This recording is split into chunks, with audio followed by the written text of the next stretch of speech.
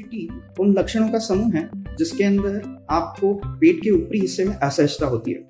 हो सकता है आपको पेट में जलन हो, आपको पेट फूला हुआ महसूस हो, डकारे आए या जी मचले। तो ये होता इसलिए है, अगर आपके पेट में अल्सर या इन्फेक्शन हो, छाले हो, तो आपको एसिडिटी का एहसास हो सकता है। दूसरा, हार्टबर्न।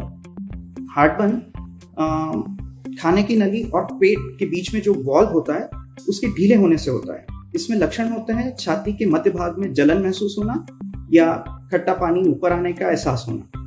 ये सब चीजें लॉकडाउन में क्यों बढ़ रही है? आसान सा जवाब है, बदली हुई जीवन शैली। पहले खाने के तुरंत बाद हम लेटते नहीं थे दोपहर के समय जनरली, क्योंकि हम हमारे वर्क प्लेस पे होते थे।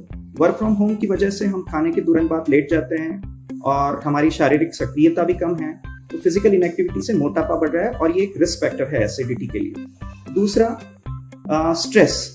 लॉकडाउन की वजह से काफी लोग अपने करियर और फ्यूचर को लेकर चिंतित है, तो माइंड बॉडी रिलेशन यानी आपके अत्यधिक स्ट्रेस या चिंताओं के कारण भी एसिडिटी बढ़ती है। तीसरा ये है कि आपकी बिगड़ी हुई जीवन शैली का एक और भाग है बिगड़ी हुई दिनचर्या।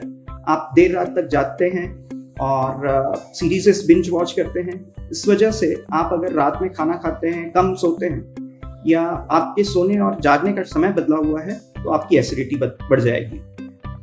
एक और जो कारण है, अभी बहुत सारी नई रेसिपियों की बाढ़ आई हुई है, इसके कारण आप अत्यधिक तेल मसाले वाली चीजें खाएंगे तो एसिडिटी बढ़ेगी। और लास्ट जो चीज है वो विटामिन सी। अभी इम्यूनिटी बूस्टर बोल के इसे प्रमोट किया जा रहा है, पर अत्यधिक विटामिन सी भी आपको एसिडिटी बढ़ाएगा क्योंकि ये एस्कॉर्बिक एसिड ही है। ये हमारे डे टू डे लाइफ में होने वाले सबसे कॉमन सिम्टम्स में से एक है। इसमें सबसे इम्पोर्टेंट रोल है डाइट का।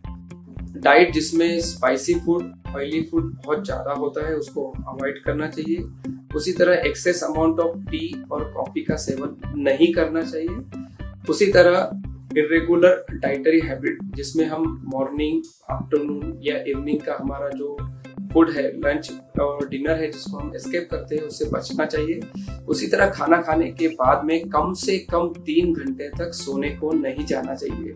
और जब भी हम सोने के लिए जाते हैं तो हेड एंड जो है बेड का वो कम से कम 4 से 6 इंच तक ऊपर एलिवेट करना चाहिए। दूसरा इम्पोर्टेंट कारण है ड्रग्स, जिसमें पेन किलर और स्टीरॉयड का रोल है। हम हमारे बैकएक, जॉइंट पेन के लिए काफ़ी पेन किलर और स्टीरॉयड लेते हैं, जिससे हमें बचना चाहिए, जिससे हमारी एसिडिटी और हार्टबर्न में को कंट्रोल करने में मदद मिलती है। तीसरा इम्पोर्टेंट स्टेप्स है regular exercise. Lack of exercise से ओबेसिटी बढ़ती है, जिससे भी एसिडिटी होती है। उसी तरह रेगुलर एक्सरसाइज करने से एंजाइटी और स्ट्रेस कंट्रोल में आता है, जिससे भी हम एसिडिटी से और हार्टबर्न से बच सकते हैं, उसको कंट्रोल कर सकते हैं। चौथा इम्पोर्टेंट रेगुलेटरी मेजर है एडिक्शन को स्टॉप करना। इसमें स्पेशली अल्कोहल और टोबैको खाना और टोबैको स्मोकिंग दोनों को अवॉइड करना चाहिए। उसी तरह अल्कोहल का सेवन भी बंद करना चाहिए, जिससे एसिडिटी और हार्टबर्न को कंट्रोल किया जा सकता है। उसके बाद में इम्पोर्टेंट है एंजाइटी और स्ट्रेस।